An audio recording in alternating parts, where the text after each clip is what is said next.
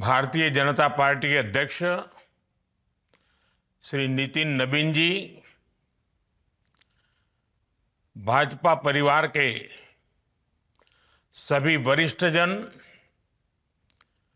और मेरे प्यारे कार्यकर्ता साथियों, भारतीय जनता पार्टी एकमात्र ऐसा राजनीतिक दल है जहां हम पार्टी को अपनी मां मानते हैं। इसलिए पार्टी का स्थापना दिवस हमारे लिए ये केवल एक राजनीतिक आयोजन नहीं होता, ये हम सब कार्यकर्ताओं के लिए एक भावुक अवसर होता है। ये दिन हमें पार्टी के प्रति कृतज्ञता व्यक्त करने का मौका देता है कि पार्टी ने हमें राष्ट्र सेवा का सौभाग्य दिया।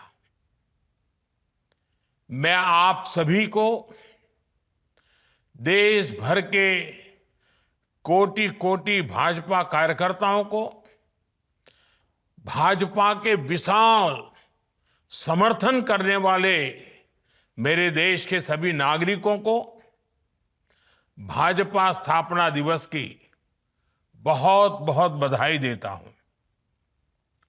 साथियों, मैं इस अवसर पर पार्टी के संस्थापकों और वरिष्ठों को भी आदरपूर्वक याद करता हूं। डॉक्टर श्यामा प्रसाद मुखर्जी, दीनदयाल उपाध्याय जी, नानाजी देशमुख, कुशाभाऊ ठाकरे जी, जेना कृष्णमूर्ति जी, राजमाता विजयाराजे सिंधिया जी, सुंदर सिंह भंडारी जी, अटल जी, आडवाणी जी, मुरली मनोहर जोशी जी, पी परमेश्वरन जी,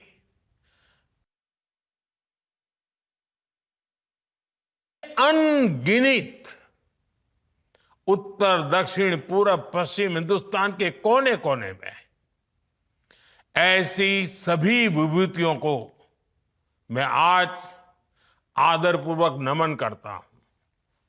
साथियों, मैं हमारे युवा अध्यक्ष श्रीमान नितिन जी का भी इस आयोजन के लिए विशेष रूप से धन्यवाद करता हूं। उनके अध्यक्ष बनने के बाद ये पार्टी की स्थापना दिवस का पहला अवसर है। आपकी लीडरशिप में पार्टी पूरी ऊर्जा से देश सेवा में लगी है। इस समय जिन 5 राज्यों में चुनाव है, वहां भी पार्टी में एक नई ऊर्जा देख रहा हूं, कार्यशैली में नयापन देख रहा हूं। ऐसा लग रहा है नवीन जी ने पार्टी में नवीनता भर दी है। साथियों, आज बीजेपी जिस शिखर पर है उसकी चमक सबको दिखती है, लेकिन यहां तक पहुंचने के लिए लाखों कार्यकर्ताओं का जो श्रम है, उन्होंने जो तप, त्याग और तितिक्षा की पराकाष्ठा की है, उसे वही जान सकता है जो इस पार्टी के संकल्पों के लिए समर्पित होकर स्वयं इस साधना का हिस्सा रहा है।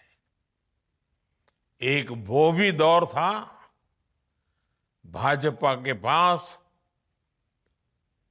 किसी कोने में दूर दूर तक सत्ता का नामो निशान नहीं था, न कोई संसाधन और न ही कोई सुविधा थी।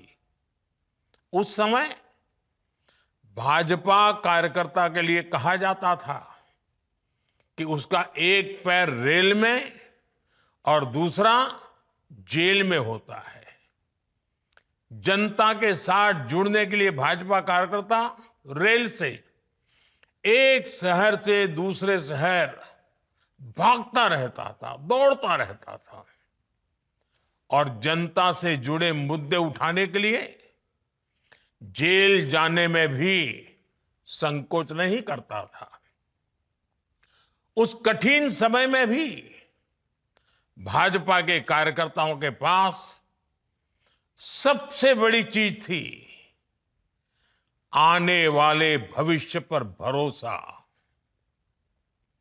उनका दृढ़ विश्वास था कि वो आज जो मेहनत कर रहे हैं उससे आने वाले भारत का भविष्य उज्जवल होगा। और इस भरोसे के लिए भाजपा के कार्यकर्ताओं ने क्या क्या नहीं सहा।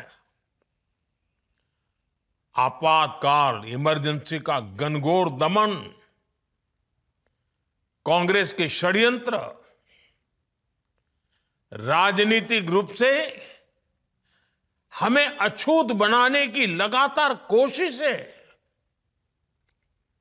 इन सब से लड़कर हमारे निस्वार्थ कार्यकर्ता पार्टी को अपने परिश्रम से, अपनी साधना से, अपने संकल्प से यहां तक लेकर आए हैं। आज भी भाजपा का कार्यकर्ता देश सेवा के भाव के साथ निरंतर काम कर रहा है।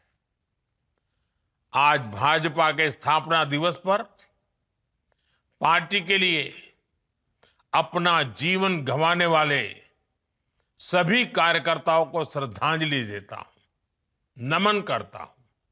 साथियों, आज लोकतंत्र की कितनी ही उपलब्धियां बीजेपी के नाम पर है। देश में लंबे अंतराल के बाद किसी पार्टी को इतना स्पष्ट जनमत मिला है, लेकिन हम इस सफलता की विवेचना करें तो हमें नियत, नीति, निष्ठा, एक लंबी यात्रा हम भली भांति देख सकते हैं।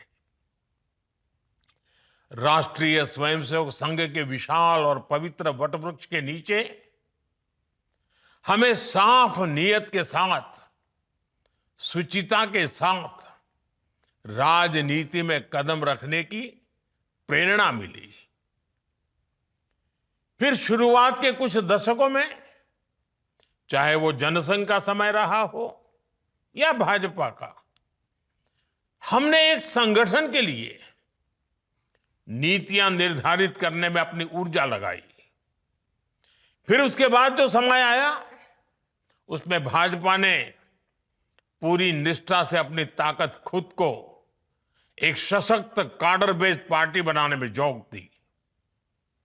हमने कार्यकर्ताओं का ऐसा विशाल काडर खड़ा किया जिनमें सेवा भावना से कार्य करने का समर्पण था, जिन्होंने पार्टी के सिद्धांतों को अपने जीवन का आदर्श बनाया और जिन्होंने किसी भी परिस्थिति में अपने मूल्यों से समझौता स्वीकार नहीं किया। साथियों, हम एक और अपने मूल्यों पर अड़िग रहे, वहीं साथ ही लोक सेवा यानी जन कल्याण को अपनी प्राथमिकता बनाया। हमारे पास संसाधन सीमित थे, तब हम कहीं सरकार में भी नहीं थे, लेकिन हमारी पार्टी लोगों की सेवा के लिए समर्पित रही। चाहे आपदा हो या समाज में कोई सकारात्मक बदलाव हो, हर जगह हमारे कार्यकर्ता सेवा भाव से जनता के बीच उपस्थित रहे। इसी सेवा भाव के कारण लोगों का बीजेपी पर विश्वास बढ़ता चला गया। साथियों, हम सभी सन 1984 का वो दौर भूल नहीं सकते, जब कांग्रेस ने रिकॉर्ड सीटें जीती थी। लेकिन देश की जनता देख रही थी कि कैसे कांग्रेस सत्ता हासिल करके उसके साथ विश्वासघात कर रही है। ऐसे में देश के लोगों का भाजपा पर भरोसा दिनों दिन बढ़ता रहा।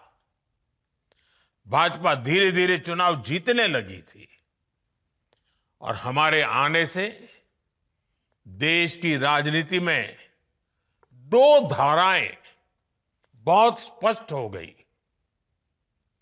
एक धारा बनी सत्ता आधारित राजनीति की, तो दूसरी धारा बनी सेवा आधारित राजनीति की।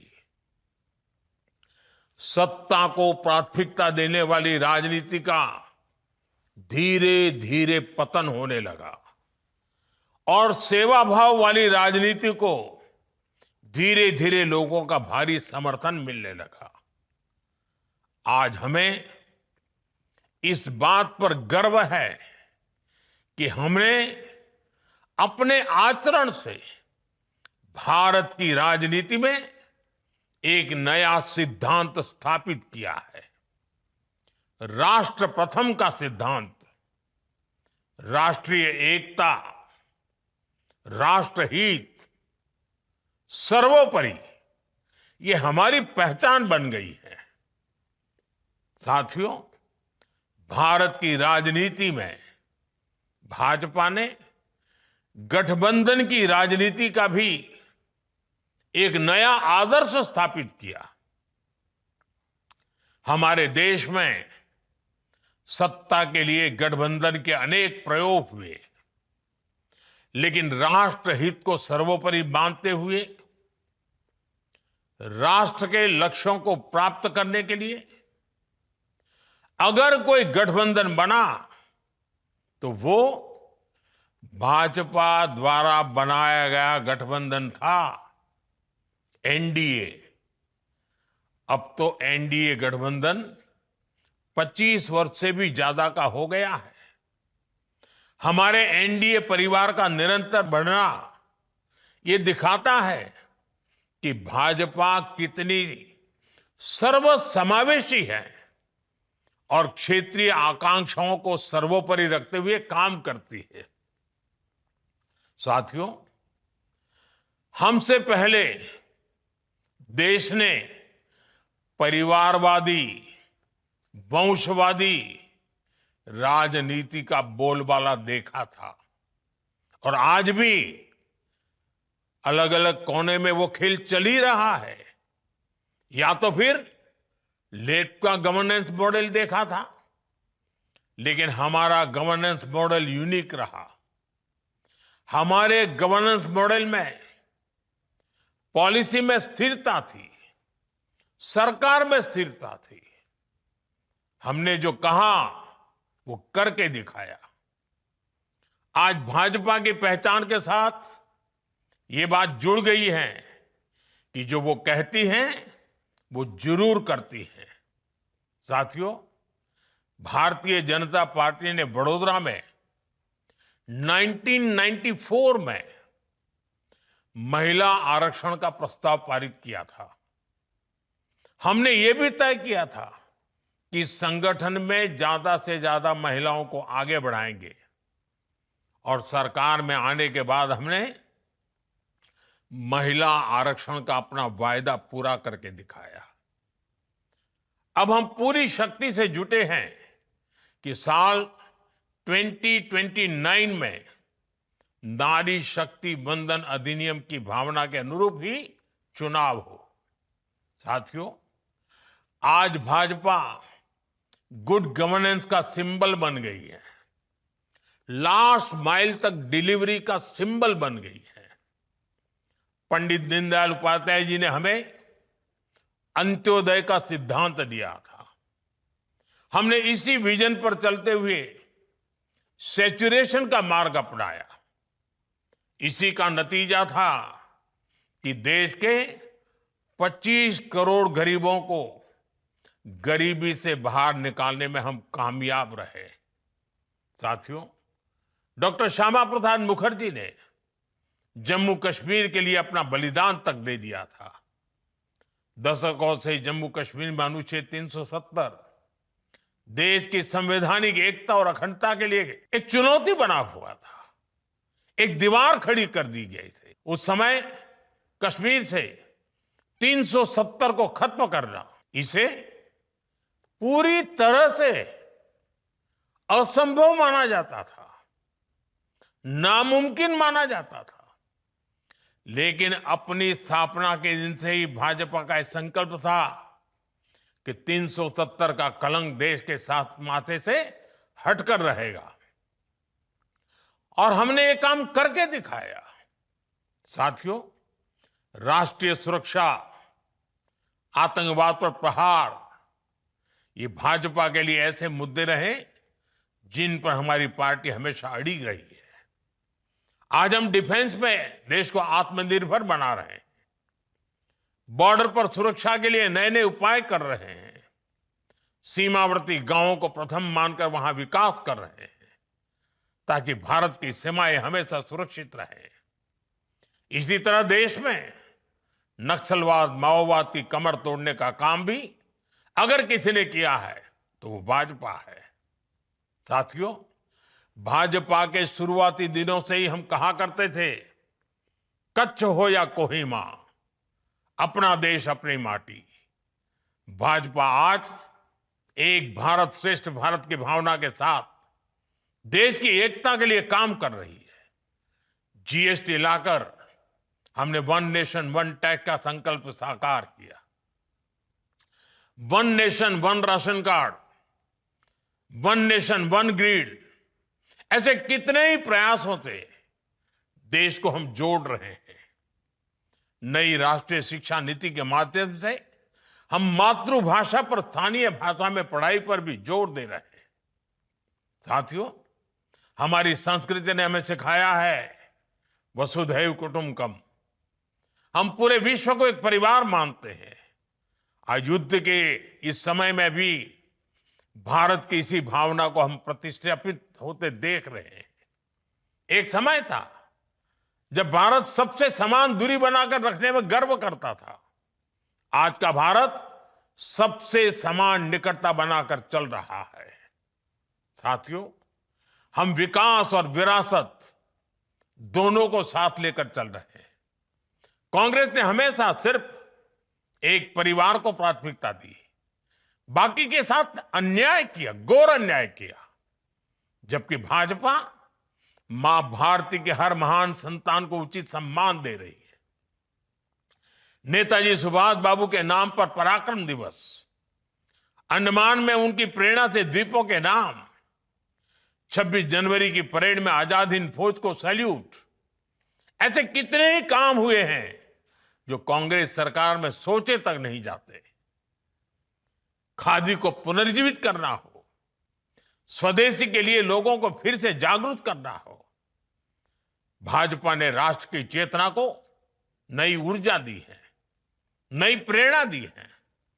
साथियों, पूरे विश्व में एक अवधारणा रही है कि पर्यावरण की रक्षा करते हुए विकास बहुत मुश्किल होता है, लेकिन भारत ने इस अवधारणा को भी तोड़ा है।